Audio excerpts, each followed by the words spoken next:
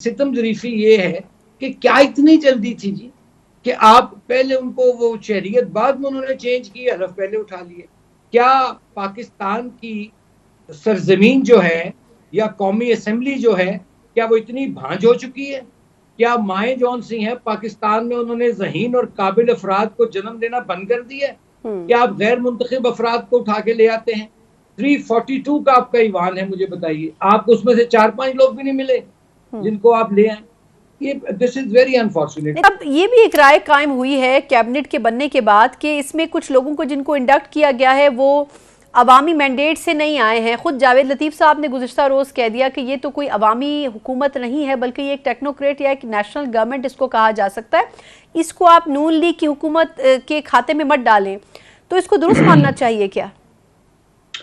नहीं, मैं तो देखें, आप चाहे कोई कान को इधर से पकड़ लें या इधर से पकड़ लें, बात यह है कि जो प्राइम मिनिस्टर हैं, गवर्नमेंट का जो हेड है, और उसमें पीएमएलएन की गवर्नमेंट है, ये पीपल्स पार्टी के लोग जो हैं वो इसमें शामिल नहीं हैं। ठीक। अब कुछ जिन लोगों का आपने जिक्र किया है, मैं तो कहता हूँ ना, ये एक 12 मसालों की चाट टाइप एक कैबिनेट है, जिसमें एक डंग टपाऊ जिसको मैं कहूँगा कैबिनेट, कि जिसमें देखिए गैर मुंतखब लोग भी हैं, अजनबी भी हैं, और ऐसे लोग भी हैं, रिटायर्ड भी हैं, और फिर सितम ज़रीफ़ी देखिए कि हमारी किस्मत में कभी मोइन कुरैशी होता है, कभी शौकत अजीज होता है, और अब ये एक साहब तशरीफ ले आए हैं।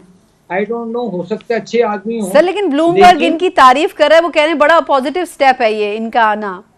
लेकिन ब्लूमबर्ग की तारीफ करना भी, मैं इसके ये डबल एज वेपन है ये ब्लूमबर्ग भी।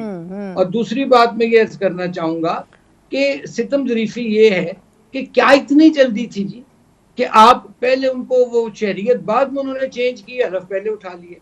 क्या पाकिस्तान की सरजमीन जो है या कौमी असेंबली जो है, क्या वो इतनी भांज हो चुकी है? क्या माएँ जौन सी हैं पाकिस्तान में उन्होंने ज़हीन और काबिल अफराद को जन्म देना बंद कर दिया है? क्या आप गैर मुंतखब अफराद को उठा के ले आते हैं? 342 का आपका ईवान है, मुझे बताइए। आपको उसमें से 4-5 लोग भी नहीं मिले जिनको आप ले आए। ये दिस इज वेरी अनफॉर्चुनेट। नहीं, तो आपके ख्याल में ये सर, क्या आपके ख्याल में शहबाज शरीफ साहब की सिलेक्शन नहीं है ये? नहीं, देखें जी, ये सबकी सिलेक्शन है। ये किसी की सिलेक्शन है, किसी की भर्ती है, तो ये ऐसी काबीना है जिसको भर्ती किया गया। अब कोई कहीं से आया, कोई कहीं से आया है, और ठीक है, लेकिन असल जो टेस्ट है इनका अब वो ये है कि ये अब जैसे इन्होंने बड़ी हातम ताई की कब्र पे लात मार दी कि हम तनख्वाह नहीं लेंगे। भाई, जिन लोगों ने ये बातें की, दे आर ऑलरेडी बिलियनियर्स।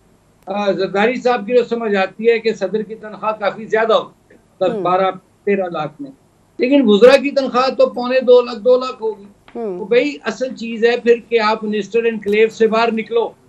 आप प्रोटोकॉल छोड़ते, आप सरकारी गाड़ियां, सरकारी ड्राइवर, पेट्रोल, हूटर बंद करें। और आप देखें ना, मिसाल आपके पास साथ वाले मुल्क में ही, आप यूके में चले जाएं, 10 डाउनिंग स्ट्रीट में कितने बड़े मेंशन में रहता है यूके का प्राइम मिनिस्टर।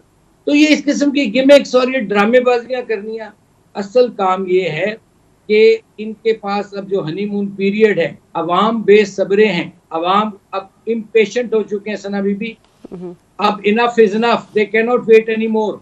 ये मेरी पीएमएलएन जिस जमात का मैं मेंबर हूँ, उसकी ये हुकूमत है, क्योंकि हेड उसको शहबाज साहब कर रहे हैं। बिल्कुल। इसलिए हमें अब डिलीवर करके देना होगा, जो इश्यूज हैं उनको रिजॉल्व करना होगा, क्योंकि ये ऑलरेडी जो एक फेल्ड और अनजस्ट और पंजेंट रॉटन सिस्टम है। ये सारी इस सिस्टम की पैदावार ही हैं जो भी इस वक्त आपको चीजें नजर आ रही हैं। बिल्कुल।